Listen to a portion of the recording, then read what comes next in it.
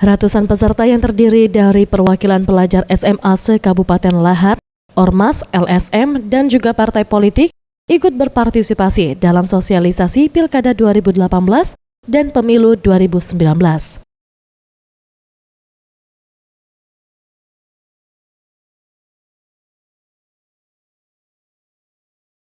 Jalan santai ini diikuti dan dibuka langsung oleh Sekda Lahat dengan menempuh jarak 2 km dan rute dari halaman gedung olahraga melewati sepanjang jalan protokol dan kembali di halaman gedung olahraga Kabupaten Lahat.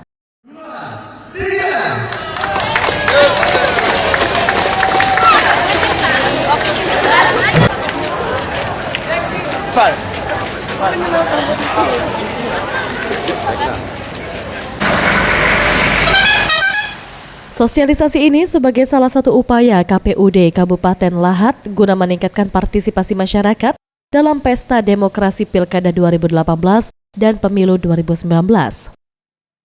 Sekretaris Daerah Kabupaten Lahat, Haryanto, mengatakan kegiatan ini dilakukan serentak di seluruh kabupaten kota yang menyelenggarakan Pilkada serentak dan Pemilu 2019.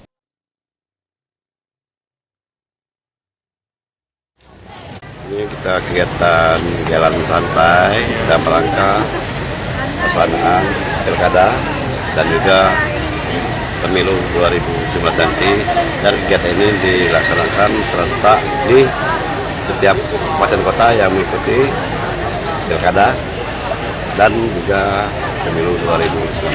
Kita ke depan dalam rangka Pilkada ini semoga dalam tahapan-tahapan dapat berjalan lancar sesuai yang kita harapkan, damai, tertib, dan insya Allah akan mendapatkan pemimpin yang terbaik dari yang baik. Kita harapkan.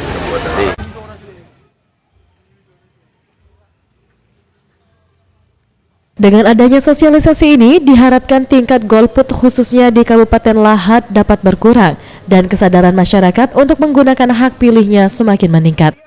Zulfikri, Sriwijaya TV.